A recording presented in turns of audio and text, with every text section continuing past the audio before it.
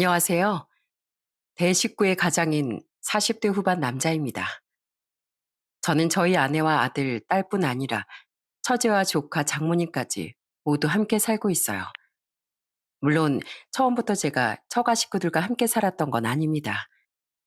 지금에 이르기까지 숱한 우여곡절과 과정이 있었죠. 그리고 그 과정엔 맑은 물 같은 처가의 분위기를 흐트러뜨렸던 미꾸라지 한 놈이 있었는데요. 그건 바로 처제의 남편이었던 제 손아래 동서였습니다. 지금 생각해도 피가 거꾸로 솟을 만큼 부하가 치밀었던 당시 사건과 그놈의 최후에 대해 지금부터 이야기를 시작해 볼게요. 저는 군 단위의 작은 지방에서 나고 자랐습니다. 성인이 된 후 서울로 상경한 제 여동생, 남동생과 달리 저는 고향에 남아 작은 회사에 취업을 했죠. 원래 읍내에서 세탁소를 운영하던 저희 부모님은 쪼르륵 연년생인 우리 삼남매 중 여동생 다음으로 일찍 결혼한 남동생의 아이들을 봐주기 위해 집을 팔고 서울로 올라가 남동생 부부와 합가를 하셨어요. 이후 저도 회사 생활을 하다 만난 2살 어린 아내와 나이 35에 결혼을 하게 됐죠. 저희 장인어른은 제가 결혼했을 당시 경찰 공무원으로 평생 일하다 은퇴를 하신 뒤였습니다. 평생 해온 직업 때문인지 장인어른은 굉장히 강직하고 꼿꼿한 분이셨어요. 반면 장모님은 그런 장인어른께 평생 의지하고 살던 마음 여리고 소심한 분이셨죠. 하지만 성격이 정반대였다곤 하나 두 분 모두 자식들을 사랑하고 저에게도 잘해주던 좋은 분들이셨습니다. 그런 두 분처럼 좋은 사람이었던 처제는 제가 결혼한 지 2년 뒤 아들을 이어 둘째인 딸을 낳았던 해 결혼을 했어요. 처제는 면사무소에서 일하던 공무원이었는데 군청 공무원이던 제 손아래 동서와 업무적인 일로 안면을 트게 된 게 2년이 됐다고 하더군요. 이렇게 제 예비 장인어른 장모님으로 두 분을 뵙게 되어서 정말 영광입니다. 제가 주영 씨를 정말 많이 쫓아다녔거든요. 절 사위로 받아주셔서 감사드립니다. 앞으로 주영이한텐 좋은 남편, 두 분껜 좋은 사이가 되겠습니다. 처가에 인사 온 동서를 처음 봤을 땐 인상이 나쁘지도 좋지도 않았어요. 장인 장모님께 싹싹하게 웃으며 너스레를 떠는 모습이 조금 우뚝뚝한 저와 달리 다정다감한 사람인 것 같아 오히려 좋게 느껴지기도 했죠. 하지만 결혼한 지 반년이 지났을 때부터 동서의 싹수 없는 언행이 점점 드러나기 시작하더군요. 아마 시간이 흘러 처가가 조금 편해지자 본성이 드러나는 것 같더라고요. 장모님, 메추리알 장조림 너무 짠 거 아니에요? 나이 들면 미각이 둔해져서 입맛이 짜게 변한다는데 간에 신경 좀 쓰셔야겠어요. 국에 콩나물도 너무 익어서 좀 질긴 것 같고. 에휴, 오늘 밥상 점수는 100점 만점에 40점이에요. 분발하세요. 아유, 취한다. 장모님, 저 숭늉 좀 끓여주세요. 이렇게 과음했을 땐 숭늉을 안주 삼으면 속도 풀리고 술도 계속 술술 들어가는 법이거든요. 아유, 어지러워. 숭늉 끓여주실 동안 저 누워서 TV 좀 보고 있을게요. 동서는 장모님을 만만하게 봤는지 자꾸 장모님께 결례를 범하더라고요. 게다가 술은 또 어찌나 좋아하고 주사는 어찌나 개판인지 처가에 올 때마다 혼자서 술을 그렇게 마셔대고 진상을 부렸어요. 배를 드러내고 소파에 벌러덩 드러누워 장모님께 안주를 주문하질 않나. 다 같이 야구를 보는데 혼자 홀짝홀짝 술을 마시다가 응원하는 팀이 지니까 욕설을 퍼붓질 않나. 정말 눈뜨고는 못 봐줄 지경이었죠. 도서방, 자네 그만 좀 해. 장인 장모님 다 보고 들으시는데 그게 무슨 추태야? 네, 형님, 죄송해요. 그래도 귀한 남의 집 자식이라고 처음엔 장인어른은 이를 꽉 깨물고 그런 동서를 지켜만 보시더군요. 어른들이 참으시니 자식인 저와 아내가 큰 소리 내기도 곤란해 저는 조용히 동서에게 몇 번이나 주의를 줬죠. 하지만 동서는 그때만 잠시 눈치를 보는 척할 뿐 다음에 처가에 올 때면 다시 원상복귀가 되어 있더라고요. 그러다 처제가 결혼 1년 뒤 조카인 딸을 임신했을 때 배가 부른 처제를 당연하게 술 먹고 부려먹는 동서를 보고 장인어른은 화가 폭발하셨습니다. 여보, 나 양말 좀 벗겨줘. 아, 술 취하니까 발이 다 뜨겁네. 양말 벗기고 나 냉수도 한 잔만. 자네 지금 뭐 하는 짓인가? 지금 배불러 오는 임산부한테 뭘 시키는 게야? 아, 장인어른, 그게요. 꾹 참기만 하던 장인어른이 호랑이처럼 화를 내자 그제야 동서는 술이 확 깼는지 눈치를 보더군요. 장인어른은 그런 동서에게 삿대질을 하며 불효령을 내리기 시작하셨죠. 내가 처음엔 내 안사람한테 무례하게 구는 자네한테 화를 내려다가 고서방이 먼저 쓴소리를 해줘서 참고 두고 봤네. 하도 과함을 해대도 아들도 아닌 사위 잘못을 어떻게 바로잡아줘야 되나 고민이 돼서 일단 가만히 있었어. 그런데 임신한 아내를 대하는 자네 태도를 보니 고민할 것도 없이 크게 혼을 내주는 게 맞다는 생각이 드네. 우리 딸이 바보라서 지금 자네한테 그렇게 다 해주고 있는 줄 아나? 아까부터 그만 좀 하라고 조용히 자네 타이르는 우리 딸 목소리 나 다 들었네. 우리 딸, 부모인 우리 앞에서 싸우는 모습 보이기 싫어서 일단 자네 진상 받아주고 있었던 거야, 이 한심한 사람아. 자네, 또 한 번 자네 장모나 우리 딸한테 함부로 하는 모습 보이면 내 그땐 절대 가만히 안 놔둘 걸세. 봐주는 건 여기까지야. 알았어? 우리 집사람 음식이 100점 만점에 40점이라고? 자네 그 태도는 예의범절 100점 만점 중에 마이너스 40점이야. 건방지게 어디서 점수를 매겨? 얼른 그동안 잘못했다고 자네 장모랑 우리 딸한테 사과하게. 죄송했습니다, 장모님. 여보, 미안해. 양말은 내가 벗을게. 동서는 약자 앞에선 아나무인처럼 굴다가도 조금이라도 자신보다 강자다 싶으면 냅다 납작 엎드리기부터 하는 소인배더라고요. 하긴 그랬으니 이전에도 제 나지막한 한마디를 듣자마자 진상을 멈췄던 거겠죠. 그 뒤로도 동서는 술에 취해서 몇 번이나 정신 못 차리고 함부로 행동하려다가 장인어른께 호된 꾸지람을 들어야 했습니다.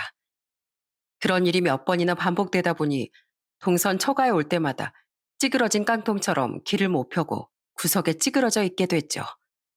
그러다 한 번은 제게 전화해 대뜸 은근한 목소리로 이렇게 말하더군요. 형님, 솔직히 우리 장인어른 너무 꼰대 같지 않아요? 아니, 언젠 아들처럼 대해주겠다더니 진짜 아들처럼 처가에서 좀 편하게 행동하니까 냅다 화를 내는 거 보셨죠? 사람이 너무 쫌스러운 것 같아요. 동서는 장인어른께 당하기만 하자 억울했는지 같은 사위인 저를 꼬셔 장인어른의 뒷담화를 시도했던 겁니다. 그런 한심한 말을 듣는데 정말 사람이 싫어지더라고요. 저는 그런 동서에게 단호히 말하곤 전화를 끊었죠. 내 귀엔 앞에선 아무 말도 못하고 이렇게 뒷담화를 하려고 하는 자네 말이 훨씬 조음스럽게 들리네. 그리고 진짜 아들처럼 행동했다고? 그럼 자네 부모님께 하는 자네 행동부터 고쳐. 난 내 부모님 앞에서 이 나이까지 그렇게 술주정 부리고 반찬 투정하는 몰상식한 짓은 하지 않으니까. 아내도 그 통화 내용을 옆에서 듣곤 기가 차하며 헛웃음을 짓더군요. 우리 착한 처제가 대체 왜 그런 남자를 만나 결혼했는지 도통 이해가 가질 않았어요. 그러다 얼마 뒤 당시 출산휴가에 들어갔던 만삭의 처제가 시장에 갔다가 홀로 저희 집에 들른 적이 있었는데 그때 처제는 한숨을 쉬며 이렇게 말하더군요. 나도 그 사람 행동이 썩 보기 좋지 않을 때가 많다는 거 알아, 언니. 연애 시절엔 나한테 정말 잘하고 같이 일하는 사람들 사이에서 평판도 나쁘지 않은 사람이었는데 결혼하고 보니까 본 모습이 이런 사람일 줄은 정말 몰랐어. 그래도 이미 내가 선택한 결혼이니까 의리를 저버리지 않고 내 선택에 책임을 지면서 살고 싶어. 게다가 뱃속에 우리 딸 아빠인 사람이잖아.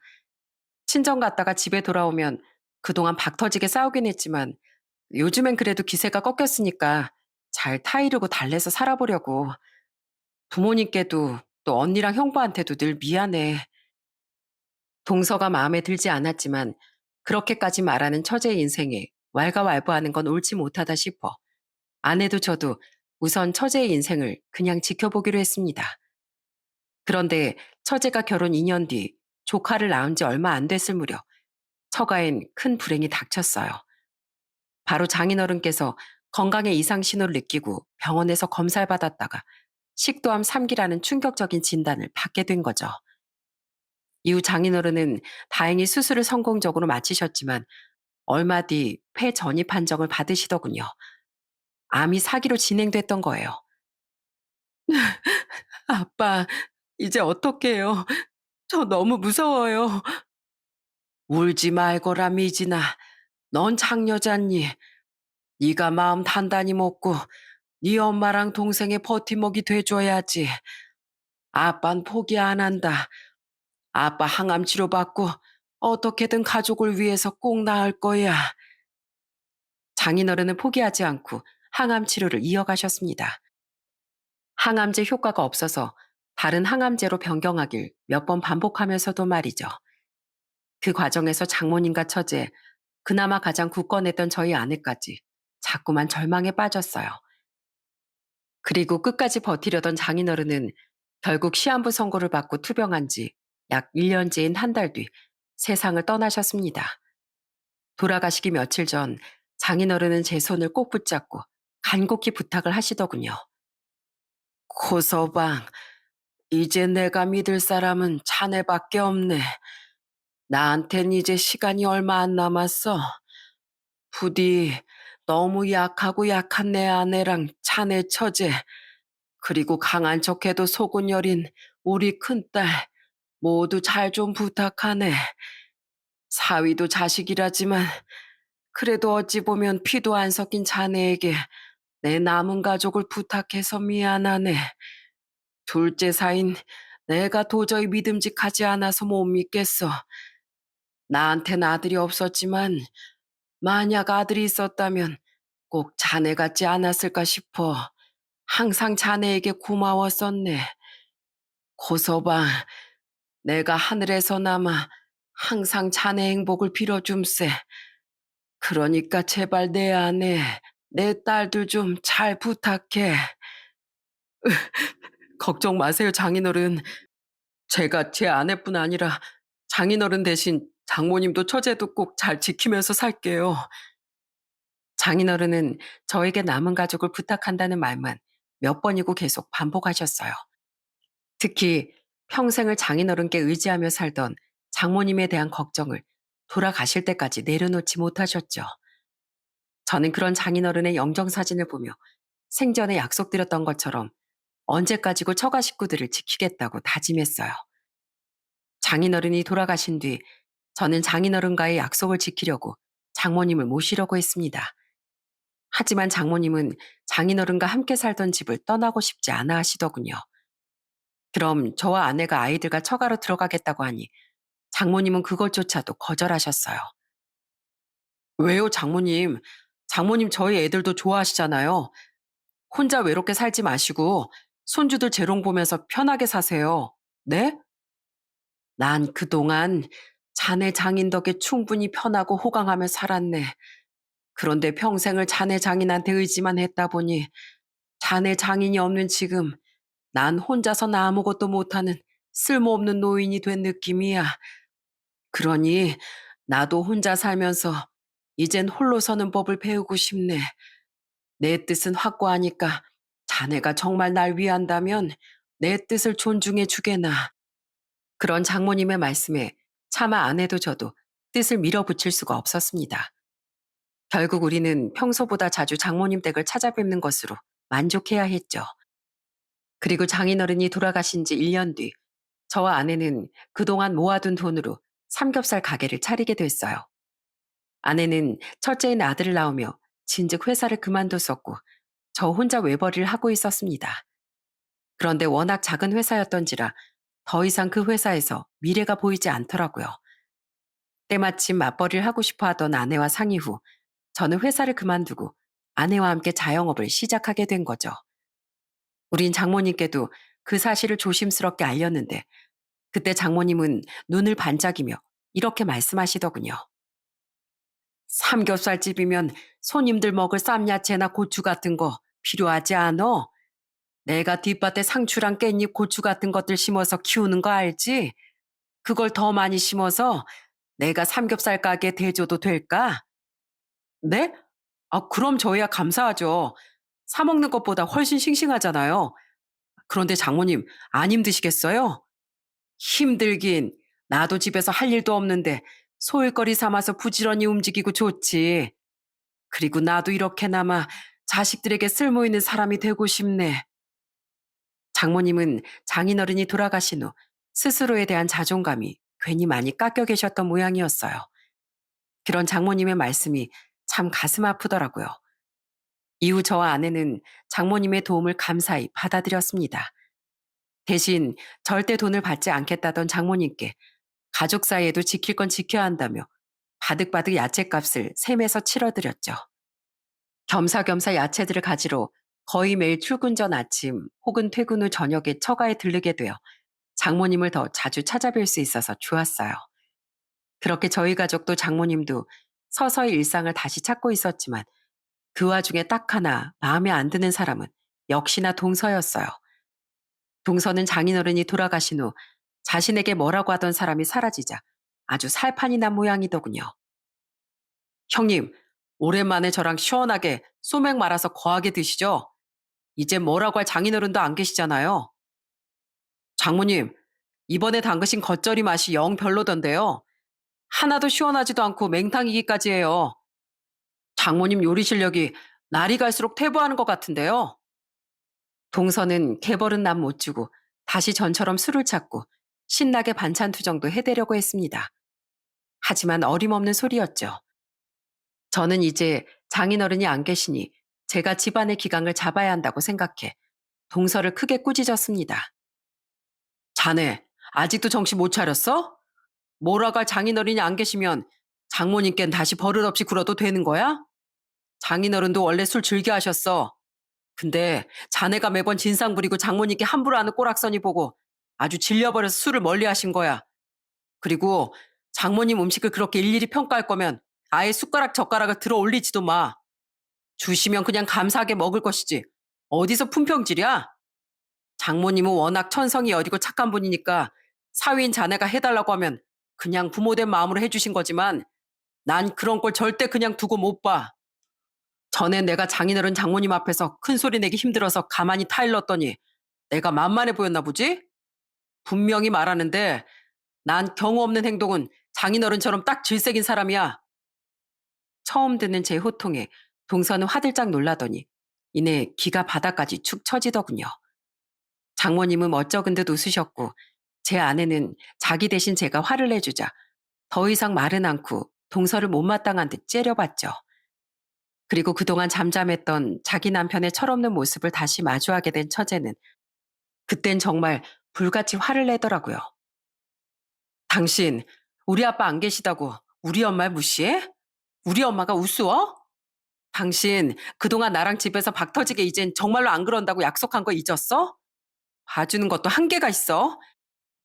진짜 내가 엄마랑 당신 둘 중에 한쪽을 선택하는 불상사까지 도달해 볼래?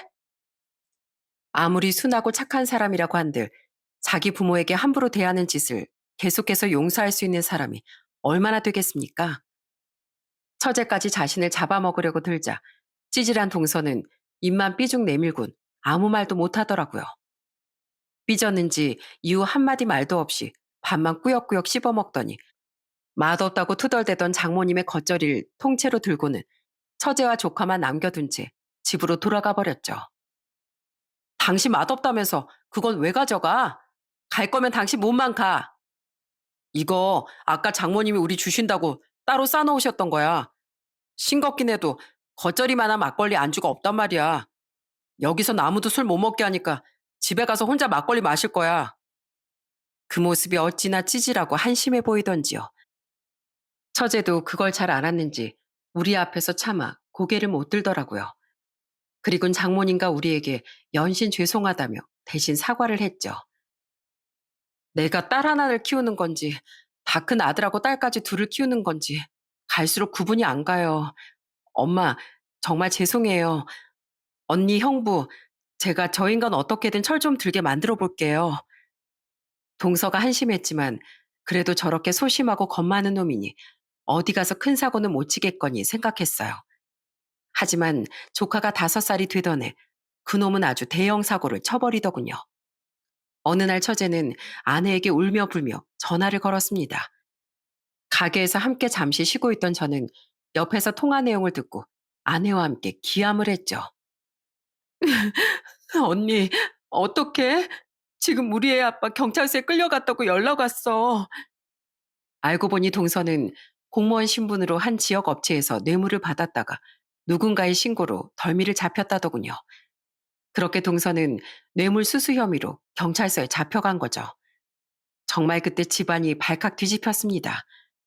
그 일로 결국 동서는 징역 6개월형과 벌금, 그리고 과태료까지 물게 됐어요. 또한 공무원직 파면까지 당했죠. 국민의 세금을 받는 공무원에게 뇌물죄는 그만큼 중죄이자 치명타였던 겁니다. 이게 대체 무슨 일이니? 간덩이가 부어도 정도가 있지. 어떻게 이런 일을 저질러? 아휴, 제부 정말 어디까지 사람을 실망시킬 거라니.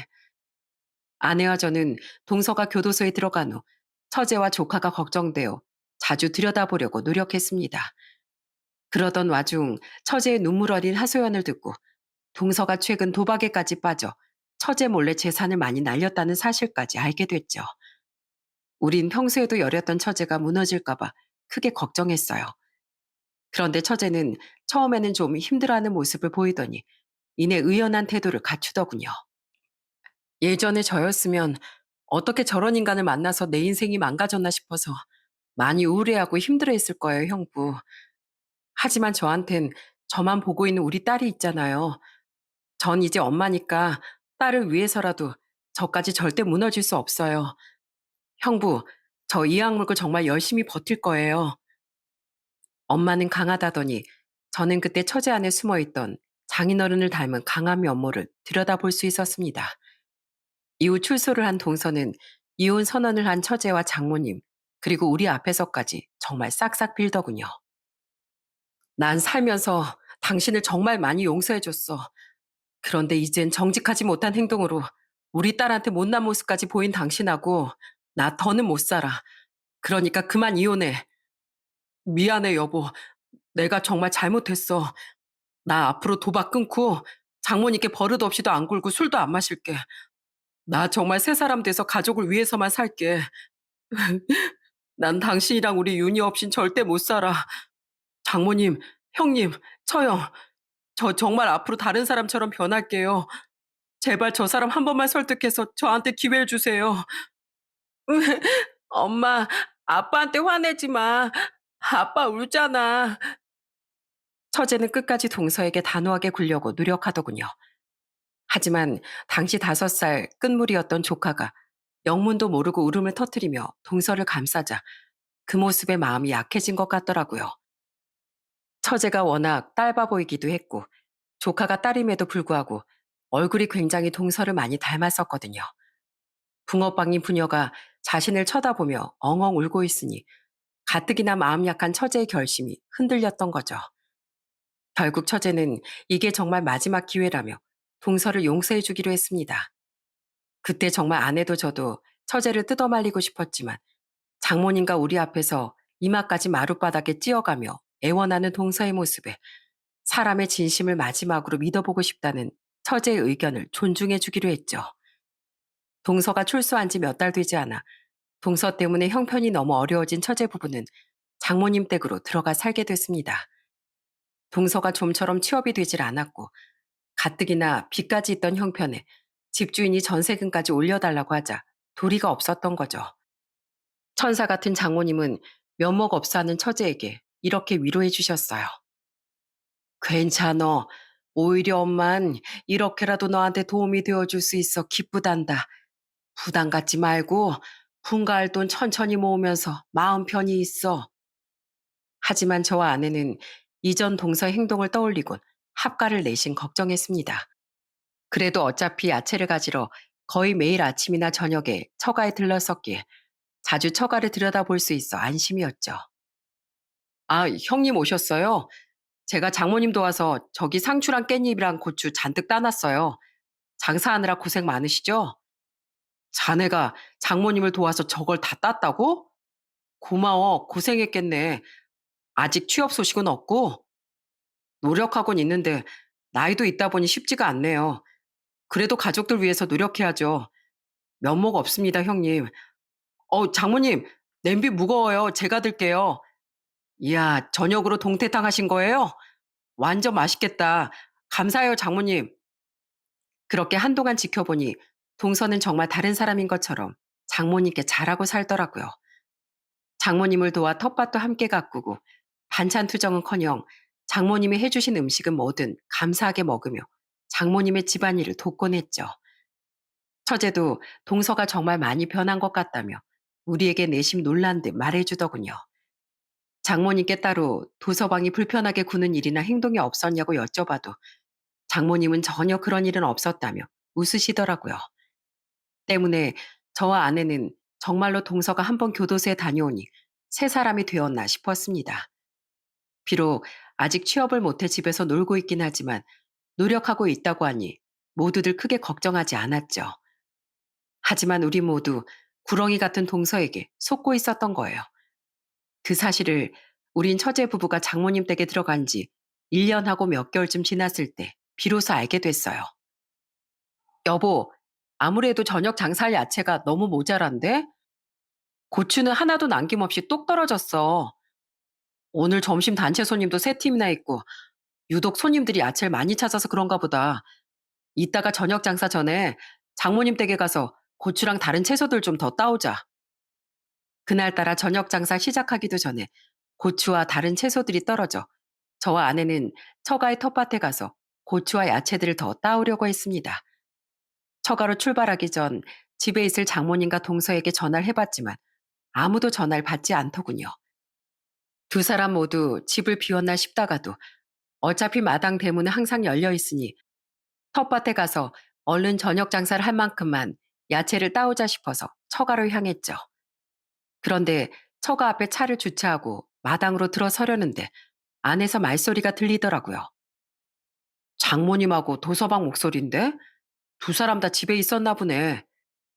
저와 아내는 아무 생각 없이 두 사람의 희미한 목소리를 들으며 대문 안으로 들어갔습니다. 장모님과 동서는 집 뒤쪽에 있던 텃밭에 함께 있는 듯 했어요. 그런데 가까워질수록 두 사람의 대화가 선명히 들리더군요. 그리고 그 대화를 들은 아내와 저는 경악을 하고 말았죠. 장모님, 빨리빨리 거기 깻잎들도 다 따시라고요. 그래야 제가 이따 저녁이나 내일 새벽에 형님하고 처형 오면 제가 다 땄다고 생색을 내죠. 그리고 거실에 있는 술병 좀 제대로 치우시라고 제가 몇 번을 말해요. 대충 구석에 치워뒀다가 저희 집사람이 보기라도 하면 장모님이 책임지실 거예요? 미안하네.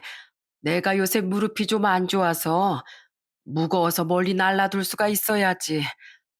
웃기지 마세요. 지금 일부러 그러시는 거죠? 제가 제 아내 몰래 장모님한테 매번 술병 치우라고 그러고 텃밭일도 집안일도 하나도 안 도우면서 다른 사람들 보는 앞에서만 잘하는 척하니까 제 본 모습 집사람이랑 형님 처형한테 들켜서 이혼당하게 하려고 그러는 거잖아요. 아이고, 아니라니까. 미안하네. 내 얼른 깜쪽같이 치움세. 텃밭 쪽으로 향했지만 뒤돌아 있던 장모님과 동서는 우리를 못 본 모양이더군요. 그런데 기가 막히게도 동서는 장모님께 목에 핏발까지 세우며 패약질을 부리고 있지 않겠어요? 그 잠깐의 모습과 대화만 보고 들어도 저놈이 여태 우리와 처제 앞에서만 세 사람이 된 척하고 뒤에선 장모님을 미친 듯이 구박하고 몰래 술까지 퍼먹었다는 걸 알겠더라고요. 그리고 그 뒤의 대화는 더더욱 기가 막혔습니다. 어차피 치우실 거면서 왜 사람 목 아프게 소리 지르게 만들어요? 저도 장인어른처럼 장모님 때문에 식도암이라도 걸리게 하고 싶어요? 제가 얄미워서요? 근데 어떡하나요? 제가 말했죠, 장모님. 저뿐 아니라 사실 저희 집사람도 공무원 비리 많이 저지르고 다녔다고요. 집사람은 아닌 척하지만 같은 공무원인데 제가 몰랐겠어요? 그래도 제 아내니까 그냥 모른 척 해준 거죠. 만약에 제가 아내 몰래 맨날 낮에 집에서 술 마시고 장모님 부려먹고 사는 거 집사람이 알고 저 이혼당하잖아요? 그럼 저 아내고 뭐고 집사람 비리 다 고발해버릴 거예요. 그럼 엄마 아빠 둘 다 실직하고 불쌍한 우리 윤인 손가락만 쭉쭉 빨면서 살겠죠. 안 그래요? 결국 제가 이혼하는 건 장모님이 스스로 자기 딸 그리고 자기 손녀 인생을 망치는 거라고요. 알아들었죠? 아우, 소리 질렀더니 목이 탄다 타. 저 술 좀 더 사 먹어야겠으니까 돈 좀 내놔 봐요. 이미 막걸리를 2병이나 비워놓고 술을 또 먹겠다고? 내가 일주일 전에도 20만 원이나 줬잖아. 그걸 벌써 다 썼어? 자네 요새 한 번씩 어디 가는지 말도 안 하고 나가는 것 같던데 동네 할매들이 자네 도박판 열리는 비닐하우스 근처에서 본 것 같다고 했어. 자네 혹시 요새 일자리 구할 생각은 안 하고 다시 도박에 손대나? 그럼 벌이가 없는데 그렇게라도 돈을 벌어야 할 거 아니에요. 언젠 빨리 취업하라면서요. 저 세상 가기 전에 장인이 나한테 이래라 저래라 했던 것도 짜증났었는데 장모님까지 저한테 훈수 두시려고요? 이보세요 장모님. 장모님 딸 지키고 장모님도 저한테 부모 대접이라도 받고 싶으면 아무 소리 하지 말고 제가 달라는 대로 돈이나 주고 밥이나 차려주면서 조용히 삽시다. 예? 다른 가족들한텐 여태까지처럼 입 싹 닫고요. 동서는 그동안 처제의 약점을 빌미로 장모님을 겁박하며 돈까지 뜯어내고 있었던 겁니다. 게다가 마치 아랫사람 대하듯 함부로 굴며 끊었다던 술뿐 아니라 도박까지 손을 대고 있었던 거죠. 동서의 되먹지 못한 말에도 아무 말도 못하고 힘없이 고개를 떨구는 장모님을 보니 눈이 돌더군요. 그건 제 아내도 마찬가지였죠. 이 개자식이 감히 누구 엄마한테 그따위 소리를 해? 제가 뛰쳐나가기도 전에 아내는 마당에 있던 고무대야를 들고 달려오더군요. 크기도 크고 담겨있던 물도 많아 엄청나게 무거웠을 텐데 어디서 그런 초인적인 힘이 났나 싶더라고요. 그리고 아내는 하며 당황한 동서가 미처 피하기도 전에 그 물을 차라락 동서의 머리 위로 뿌려버렸습니다. 처형! 형님! 언제 오셨어요? 아우 차가워. 차갑냐? 너 따위한텐 우리 집 마당 수도꼭지에서 나온 저 물도 아까운데 내 주먹을 날리기엔 아플 내 손이 아까워서 대신 물이라도 뿌린 거야. 이 등신 쪼다 같은 게 우리 앞에서 납작 엎드려서 인성 고쳐먹은 척 하더니 만만한 우리 엄마한테 이따위 짓거리 하고 있었어? 처형, 처형, 우선 제 말 좀 들어보세요. 네? 형님, 처형 저러다가 사고 치겠어요. 손에 든 저 대야부터 좀 내려놓게 해주세요. 네? 그놈은 기겁을 하고 제 아내를 피해 마구 제 뒤로 숨으려고 하더군요. 우리를 보고 크게 놀랐던 장모님은 빈 대야를 마구 휘둘러대는 아내를 꼭 껴안고 말리느라 정신이 없으셨어요. 그놈을 위해서가 아니라 아내가 정말 법에 저촉되는 실수를 할까봐 말이죠. 저는 염치 없이 아내를 피해 제 옷을 잡아당기며 매달리는 동서의 뒷덜미를 덥석 잡아챘어요. 그리곤 그대로 흙밭에 내동댕이를 쳐버렸습니다. 어! 아이고 허리야. 이제 술이 좀 깨냐 이 개자식아? 이야, 내가 살다 살다 너 같은 버러진 처음 본다. 뭐? 취업이 안 돼서 면목이 없네요 형님? 네가 우리 줄 야채를 장모님도 와서 다 땄다고? 고영진이 많이 죽었네. 저딴 거짓말에 깜빡 속아 넘어가긴 하고. 애초에 인간은 안 바뀌는 건데 우리 처제 존중해 준답시고 널 마지막으로 믿었던 내가 바보 멍청이다. 야, 어디서 엄살이야? 일어나서 똑바로 싹싹 빌지 못해? 어디 사위라는 게 연로하신 장모님을 부려먹고 돈까지 뜯어내? 뭐? 부모 대접? 넌 네 부모한테도 대접을 이렇게 하냐 이 쓰레기 같은 자식아? 죄송합니다 형님. 제가 원래는 안 그러는데요. 오늘 너무 술에 취해가지고. 웃기시네. 내가 너 취한 모습을 잘 아는데 오늘은 혀도 안 꼬이고 멀쩡하구만. 어디서 또 그따위 거짓말로 새치여를 놀리려고 들어? 새, 새치여 안 놀리겠습니다. 죄송합니다. 자기보다 좀 기가 세다 싶은 사람한테 찍소리도 못하고 이렇게 납작 엎드릴 거면서 난 사람 봐가면서 태도 바뀌는 너 같은 인간은 딱 질색이야. 그리고 너 같은 놈 더 이상 우리 장모님 옆에도 그리고 우리 처제 옆에도 못 둬. 이젠 처제가 용서해 준다고 해도 내가 용납 못해. 그리고 잘못은 나한테 말고 우리 장모님께 빌어 이 자식아. 죄송합니다 장모님. 제가 잘못했습니다. 그놈은 저와 아내를 보자마자 허무하리만큼 순식간에 태도를 비굴하게 바꾸더군요. 몇 번 말도 안 되는 변명을 하려다 실패하자 거두절미하고 무조건 잘못했다고 빌기 시작했죠. 그리고 저는 그놈을 내버려 두고 아내를 끌어안고 눈물을 뚝뚝 흘리고 있는 장모님께 이렇게 말씀드렸어요. 장모님, 왜 여태 저놈 저런 행동을 다 참아주셨어요? 저놈이 말한 처제가 비리를 저질렀다는 걸 믿으셔서요? 으, 맞네. 나도 자식 잘못을 이렇게 덮으려고 했던 일이 잘못된 일인 거 다 아네. 그리고 도서방에 저런 행동을 눈 감아주는 것도 우리 딸하고 손녀를 위한 일이 아닌 걸 알아. 근데 이미 불명예스럽게 파면당하고 범죄자까지 된 아빠를 둔 손녀가 더 큰 상처를 받을까봐 무서웠네. 자기 엄마마저 정말로 잘못을 저지르고 불명예를 뒤집어 쓰게 되면 애가 얼마나 상처받겠나. 그래서 어떻게든 나 혼자서 도서방을 옳은 길로 이끌어 보려고 애쓰고 말리고 하면서 고군분투했던 거네. 그게 우리 딸도 손녀도 지킬 수 있는 길일 테니까. 하지만 나처럼 나약한 사람한텐 결국 무리였던 게지. 정말 미안하네. 장모님, 저는 처제가 비리를 저질렀다는 저놈 말 안 믿어요. 하지만 설사 그렇다고 한들 진짜 잘못을 했으면 정당한 징계와 처벌을 받게 하는 게 진정으로 자식을 위한 길이라고 생각해요. 그게 당장 윤희한테 상처가 될 수 있겠지만 애한테 부끄러운 부모를 남기는 것보단 죗값을 치르고 반성하는 부모를 남기는 게 100번 낫잖아요. 자네 말이 맞네. 나도 그렇게 생각하네만 하도 도서방 말에 계속 휘둘리다 보니 나도 모르게 제대로 된 사고가 안 됐던 것 같아. 난 도서방 행동을 내가 참지 못하면 내 자식하고 손녀 인생을 다 망치게 될 거라고 생각했어. 그런 내가 너무 부끄럽네. 나약하고 자존감까지 떨어져 있던 장모님의 약점을 파고들어 이런 기야말 행동을 일삼았던 동서를 용서할 수가 없겠더군요. 저 아내는 우선 너무 구슬프게 울던 장모님을 집 안으로 모셨는데 그놈은 슬그머니 눈치를 보더니 우리를 따라 집 안으로 들어오지 않겠어요? 그리고 은근슬쩍 처제와 자신의 방으로 들어가려고 하는데 저는 그놈의 뒷더미를 다시 잡고 거실로 내팽개 쳤습니다. 어딜 은근슬쩍 방에 들어가서 버티려고? 너 저기 구석에 가서 무릎 꿇고 손 들고 있어. 내가 오늘은 무슨 일 있어도 너랑 우리 처제 이혼시켜야겠으니까. 그놈은 누나를 부라리는 저에게 찍소리도 못하고 울상을 지으며 정말 무릎을 꿇고 손을 들고 서 있었습니다. 마음 같아선 장모님 생각에 주먹이라도 내다 꽂고 싶었지만 저놈 때문에 경찰서를 들락거리기 싫어 애써 참았죠.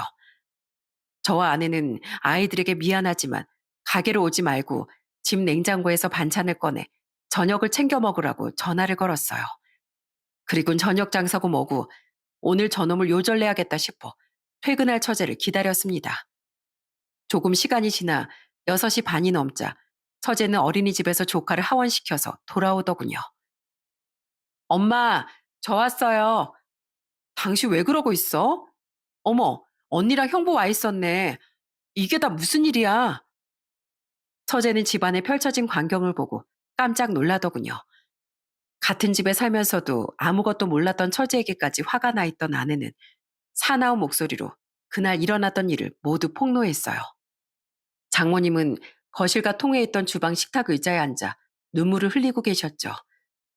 아내의 말을 모두 들은 처제는 기함을 하더니 조카를 방에 들여보내더군요. 그리곤 자신을 애처롭게 바라보던 동서에게 성큼성큼 다가가니 동서는 염치도 없이 가련한 목소리로 처제를 부르더라고요. 여보, 나 팔 아파. 팔이 아파? 그럼 내가 안 아프게 해줄게. 아! 처제는 그런 동서에게 저렇게 말하더니 냅다 뺨을 후려쳐 버렸습니다. 동서는 외마디 비명을 지르며 자신의 뺨을 감쌌어요. 처제는 그런 그놈에게 이렇게 소리쳤죠. 자, 이제 뺨이 아파서 팔이 아픈 건 잊었지? 야, 나한테 여보라고 부르지도 마.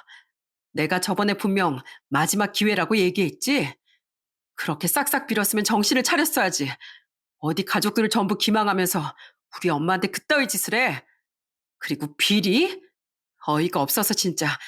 어디 한번 고발해봐. 건덕지 있으면. 어디 세상 사람들 전부 너처럼 다 뒤가 구린 줄 알고 그딴 거짓말을 해. 설사 그렇다고 한들 어딜 그런 걸 약점이랍시고 잡아서 자기 장모한테 돈을 뜯어먹고 부려먹어. 너 같은 건 이 집에서 당장 내쫓길 줄 알아. 꺼져. 꺼지라고. 여보, 이 저녁에 어딜 꺼져. 나 우리 부모님한테도 공무원 파면된 일로 절연당한 거 알잖아. 나더러 어딜 가라고. 윤희야, 너희 엄마가 이 아빠 내쫓는다. 얼른 나와봐.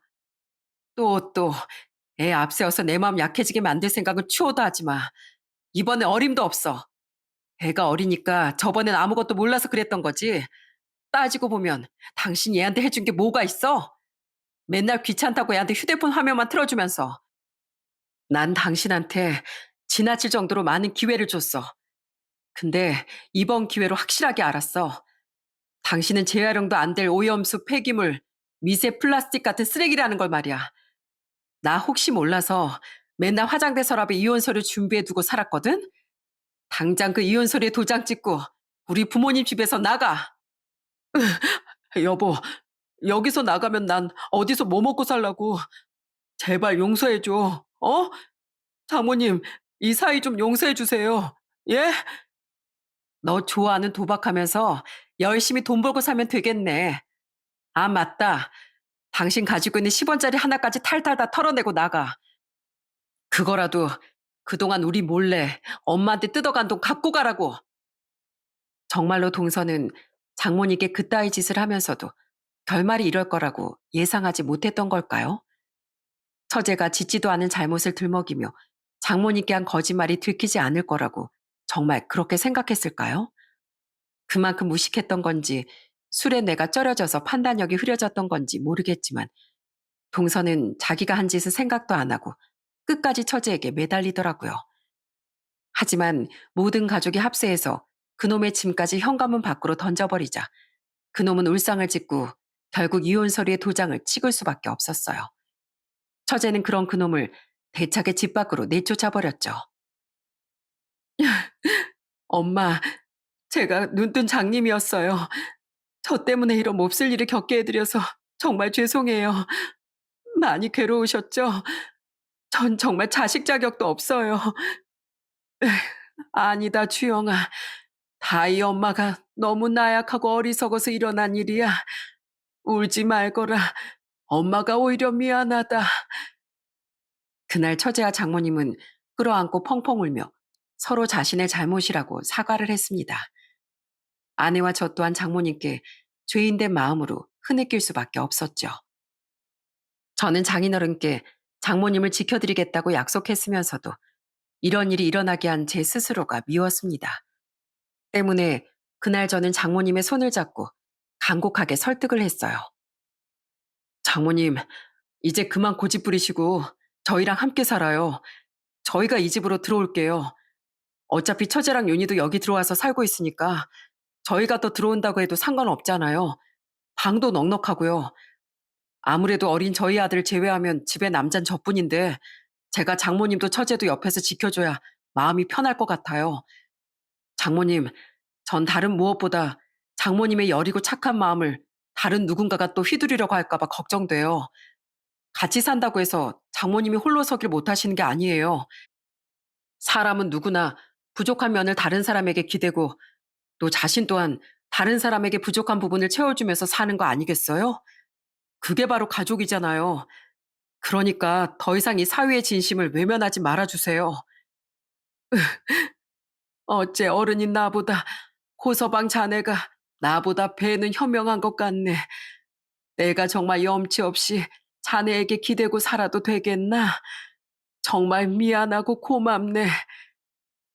그날 장모님을 설득한 끝에 아내와 저는 집을 팔고 아이들과 처가로 들어가게 됐어요. 그렇게 우린 처제와 조카, 저희 아이들과 아내, 장모님까지 7명의 대가족이 된 거죠. 처제는 이후에도 계속 매달리려고 들었던 그놈과 결국 이혼을 하고 조카의 양육권도 빼앗아 올 수 있었습니다. 그렇게 우린 서서히 다시 평화를 되찾아갔어요. 그런데 이혼한 지 몇 달 뒤 그놈이 저희 집에 다시 다급한 모습으로 찾아오지 않았겠어요? 우린 마당에서 울상을 짓고 우리를 불러대던 그놈을 황당한 얼굴로 바라봤습니다. 그리고 그놈 입에서 나온 말은 가관이 따로 없더라고요. 장모님, 제발 저 좀 도와주세요. 저 읍내 쪽방에 머물면서 일용직 일을 하고 근근히 살았었는데요. 너무 돈이 궁하다 보니까 같이 도박하던 도박꾼한테 조금 사기를 쳤었어요. 근데 제대로 쳐보기도 전에 그게 걸려서 지금 그놈이 절 잡아 죽이겠다고 길길이 날뛰고 있어요. 그래서 지금 살던 집에도 못 들어가고 노숙을 전전하고 있다고요. 다시 저 받아달라는 말은 안 할 테니까 다른 지역으로 도망가서 월세방이라도 구할 수 있게 돈 좀 빌려주시면 안 될까요? 지금 사는 집은 보증금도 없는 데라 뺄 보증금도 없단 말이에요. 그놈은 다른 가족은 쳐다도 안 보고 마음이 가장 약한 장모님만 바라보며 애원하더군요. 기가 차서 그놈을 그냥 쫓아내려는데 장모님이 나서서 그놈에게 나지막이 이렇게 말하시더라고요. 자넨 내가 아주 만만하고 우스웠던 모양이지? 그러니까 가장 큰 잘못을 저지른 나한테 지금 이런 부탁을 하러 온 거 아닌가? 근데 난 더 이상 자네에게 베풀 관용이 남아있질 않네. 난 사위였던 자네를 위해 최선을 다했고 그런 약한 마음으로 인해 자식들 마음에 상처를 줬어. 그러니 더 이상 그런 어리석은 과언은 범하지 않을 걸세. 그러니 여기서 추태 그만 부리고 이만 돌아가게. 나 이래 봬도 우리 영감 덕에 아직 아는 경찰이 꽤 있다네. 어디 지금 당장 불러서 자네 여기서 질질 끌려가게 만들어줄까? 경찰이요? 장모님의 그런 단호하고 무서운 모습은 처음 봤습니다. 마찬가지였던 그놈도 두 눈이 휘둥그레지더군요. 그리곤 언제 울었냐는 듯 울음을 뚝 그치더니 슬쩍 눈치를 살피다 냅다 주랭랑을 쳐버리더군요. 참으로 한심한 뒷모습이 아닐 수 없었죠. 워낙 좁은 지역이라 그 뒤 동서에 대한 소문은 저희 가족 귀에까지 들려왔습니다. 알고 보니 동서가 사기치러 든 도박꾼은 한 사람이 아니었더라고요. 노숙을 하며 그놈들을 피해 다녔던 동서는 결국 맞아 죽을까봐 무서웠는지 이 지역을 떴다고 하더군요. 그 뒤 다른 지역에 어떻게 정착을 잘한 건지 어땠는지 이혼한 지 3년이 지난 지금 동네에서 동서의 소식을 아는 사람은 아무도 없습니다. 아, 제가 젊었을 땐 눈이 삐어도 단단히 삐었었나 봐요, 형부. 그런 한심한 인간을 고르고 산 제 자신이 정말 바보였어요. 그러니까 이제라도 가건 싹 잊고 전 앞으로 저희 윤희만 보면서 살려고요. 처제는 지금껏 그놈을 자신 인생의 오점이라고 여기며 살고 있습니다. 하지만 어쩌겠어요. 이미 일어난 과거 일은 돌이킬 수 없는 법인 것을요. 저는 그런 처제를 열심히 북돋우며 지금은 가정의 평화를 지켜내기 위해 노력하고 있답니다. 저희 부모님께서도 우리가 아들의 사람 도리를 아는 참된 사람으로 잘 키웠다며 저를 항상 칭찬하고 응원해주고 계세요. 저와 아내는 여전히 삼겹살 가게를 무난히 운영하며 초등학교 고학년이 된 아이들을 잘 키우고 있습니다. 여전히 장모님의 텃밭에서 야채를 받아다 쓰면서 말이죠. 처제의 딸도 우리 아이들을 친오빠 친언니처럼 졸졸 따라다니며 밝게 커가고 있어요. 저는 앞으로도 이렇게 집안의 든든한 기둥으로서 모두를 지키며 열심히 살아갈 생각입니다. 돌아가신 장인어른께서 더 이상 처가 식구들을 걱정하시지 않도록 말이죠. 여러분, 가족은 누구보다 소중한 존재가 맞습니다.